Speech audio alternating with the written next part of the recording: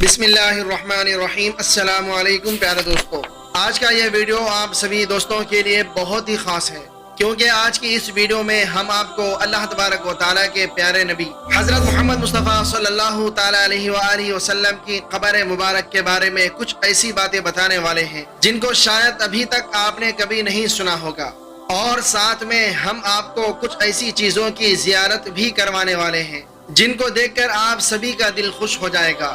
آج کی اس ویڈیو میں ہم ان سوالوں پر بات کریں گے، جیسے نبی پاک صلی اللہ تعالیٰ علیہ وآلہ وسلم کب اور کہاں دفنائے گئے، نبی پاک صلی اللہ تعالیٰ علیہ وآلہ وسلم کی قبر مبارک کے ساتھ کیا کیا حادثات پیش آئے ہیں، نبی پاک صلی اللہ تعالیٰ علیہ وآلہ وسلم کی قبر کے اوپر اتنی بڑی بلڈنگ اور گنبد خضرا کب اور کس نے بنایا ہے، اور کیا ہوا تھا جب نبی پاک صلی اللہ تعالیٰ علیہ وآلہ وسلم کی قبر سے ان کے جسم مبارک کو چرانے کی کوشش کی گئی تھی۔ اور پیارے دوستو، ایک شخص نے پیارے نبی حضرت محمد مصطفیٰ صلی اللہ تعالیٰ علیہ وآلہ وسلم کو ایک دم نزدیک سے دیکھا تھا، تو اس کے ساتھ کیا معجزہ ہوا، اس شخص کے بارے میں بھی ہم آپ کو بتائیں گے، اسی لیے آپ اس ویڈیو کو آخر تک ضرور دیکھیں، اور اگر آپ سچے عاشق رسول ہیں تو اس ویڈیو کو ایک لائک کر کے کمنٹ میں یا رسول اللہ ضرور لکھ دیں۔ دیکھتے ہیں کتنے عاشق رسول اس ویڈیو کو دیکھ رہے ہیں۔ گنبد خضرا، یہ وہ گنبد ہے جو دنیا کے ہر مسلمان کے دل میں بستا ہے،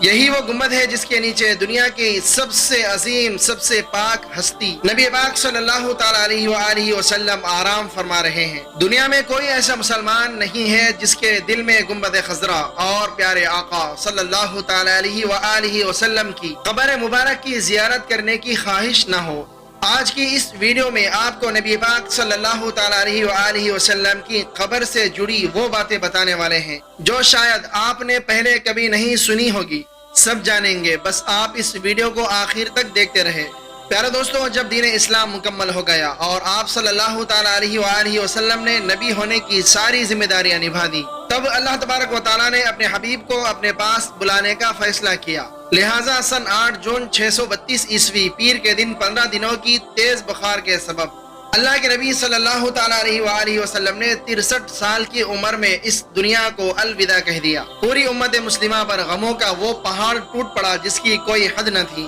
صحابہ اکرام کا رو رو کر برا حال تھا، ان کو یقین تک نہیں ہو رہا تھا کہ اللہ کے رسول ہمیں یوں چھوڑ کر چلے جائیں گے۔ رسول اللہ صلی اللہ علیہ وسلم کی وفات کے 2 دنوں تک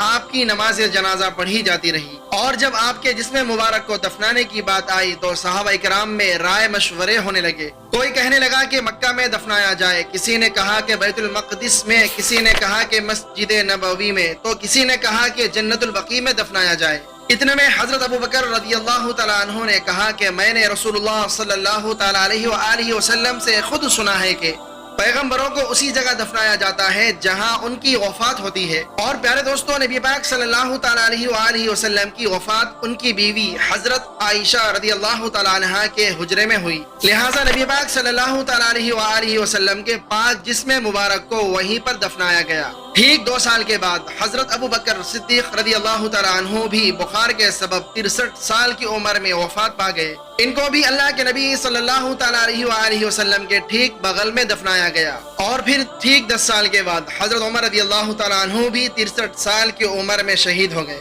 اور حضرت عائشہ رضی اللہ تعالیٰ عنہا کی اجازت سے ان کو بھی نبی پاک صلی اللہ تعالیٰ علیہ وآلہ وسلم کے پاس حضرت ابو بکر رضی اللہ تعالیٰ عنہ کے بغل میں دفنایا گیا۔ پیارے دوستوں، نبی پاک صلی اللہ تعالیٰ علیہ وآلہ وسلم کی قبر کے چاروں طرف سونے اور تانبے سے بنی یہ سنہری جالیاں، جو کہ سب سے پہلے مصر کے سلطان ظہیر بابر نے سن 1269 عیسوی میں بنوائی تھی۔ اس کے بعد 1481 عیسوی میں مملوک سلطان اشرف نے اس باؤنڈری کو لوہے اور تانبے کی بنوائی، جس جگہ مسلمان روزہ رسول کے سامنے کھڑے ہو کر آقا پر درود اور سلام پڑھتے ہیں، وہاں کی جالی میں 3 خاص سوراخ دکھائی دیتے ہیں۔ پہلے سوراخ کے بالکل سامنے نبی پاک صلی اللہ تعالیٰ علیہ وآلہ وسلم کی قبر مبارک ہے، اور دوسرے سوراخ کے سامنے حضرت ابو بکر، اور تیسرے سوراخ کے سامنے حضرت عمر رضی اللہ تعالیٰ عنہما کی قبر مبارک ہے۔ کچھ لوگ سوچتے ہیں کہ ان سوراخوں سے ہمیں نبی پاک صلی اللہ تعالیٰ علیہ وآلہ وسلم کی اصل قبر مبارک دکھائی دیتی ہے، جبکہ ایسا ممکن ہی نہیں ہے۔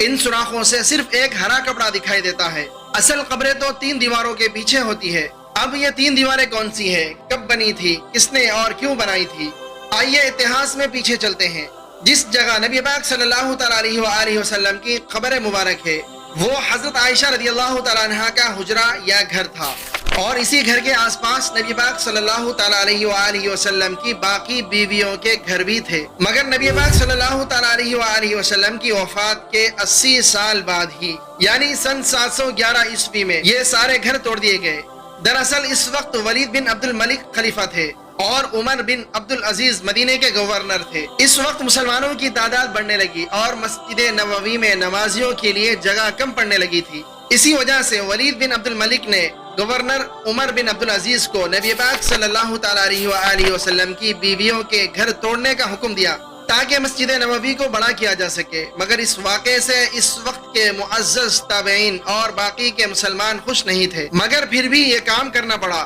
80 سال بعد یعنی 711 عیسوی میں بارش کی وجہ سے روز رسول یعنی حضرت عائشہ رضی اللہ تعالیٰ عنہ کے حجرے کی ایک دیوار گر گئی۔ مدینے کے گورنر عمر بن عبد العزیز نے دیوار کو دوبارہ تعمیر کرنے کا حکم دیا۔ جیسے ہی لوگوں نے دیوار کی بنیاد رکھی، اچانک وہاں کھڑا ہر شخص ڈر کر پیچھے ہٹ گیا۔ لوگوں نے دیکھا کہ قبر سے ایک پیر باہر نکل آیا ہے۔ لوگوں میں ہڑبڑاہٹ مچ گئی کہ یہ پیر مبارک رسول اللہ صلی اللہ تعالیٰ علیہ وآلہ وسلم کا ہے، مگر بعد میں عروہ بن زبیر نے اس پیر مبارک کو دھیان سے دیکھا اور کہا کہ یہ پیر نبی پاک صلی اللہ تعالیٰ علیہ وآلہ وسلم کا نہیں ہے، بلکہ یہ پیر حضرت عمر رضی اللہ تعالیٰ عنہ کا ہے۔ اس کے بعد قبر کو ٹھیک کر کے عمر بن عبد العزیز نے کالے پتھروں سے اس دیوار کی مرمت کروائی۔ اس ایک دیوار کو چھوڑ کر باقی 3 دیواریں اور چھت آج بھی ویسی کی ویسی ہی ہے جیسے نبی پاک صلی اللہ تعالیٰ علیہ وآلہ وسلم کے دور میں بنائی گئی تھی۔ عمر بن عبد العزیز نے محسوس کیا کہ یہ دیوار کمزور ہونے لگی ہے،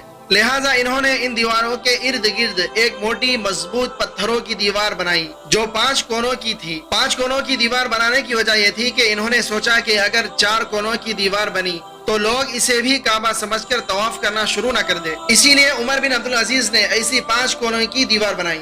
اس کے بعد سن 1279 عیسوی میں نبی پاک صلی اللہ تعالیٰ علیہ وآلہ وسلم کی قبر مبارک پر پہلا گنبد تعمیر کیا گیا جو کہ مصر کے مملوک سلطان نے بنوایا تھا۔ یہ گنبد لکڑی کا ہوا کرتا تھا۔ پھر 1476 عیسوی میں مصر کے ہی ایک اور مملوک سلطان اشرف نے مسجد نبوی کو گرا کر دوبارہ تعمیر کیا تھا۔ اسی تعمیری کام میں انہوں نے نبی پاک صلی اللہ تعالیٰ علیہ وآلہ وسلم کی قبر مبارک پر بنے لکڑی کے گنبد کو ہٹا کر اس کی جگہ پتھر کا گنبد بنوا دیا۔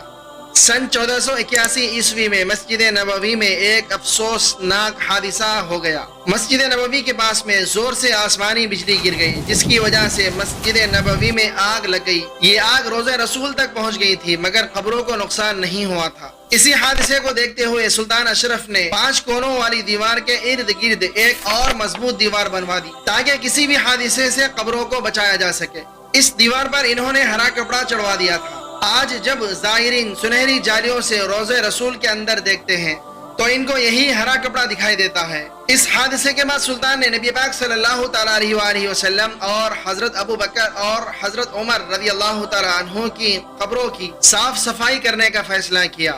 اب کسی عام انسان کو تو نبی پاک صلی اللہ تعالیٰ علیہ وآلہ وسلم کی قبر کو چھونے کی اجازت نہیں دی جا سکتی تھی، لہٰذا اس کام کے لیے اس وقت کے بڑے متقی اور پرہیزگار علماء میں سے علی ابن احمد رحمۃ اللہ علیہ کو چنا گیا۔ سب سے بڑی پریشانی یہ بنی کہ قبروں تک کیسے پہنچا جائے، کیونکہ عمر بن عبد العزیز نے جو 5 کونوں والی دیوار بنائی تھی اس میں نہ کوئی کھڑکی تھی نہ ہی کوئی دروازہ، لہٰذا طے پایا گیا کہ اس دیوار کے نیچے گڈھا کھود کر اندر جایا جائے۔ علی ابن احمد رحمۃ اللہ علیہ فرماتے ہیں کہ میں جیسے ہی روضہ رسول کے اندر پہنچا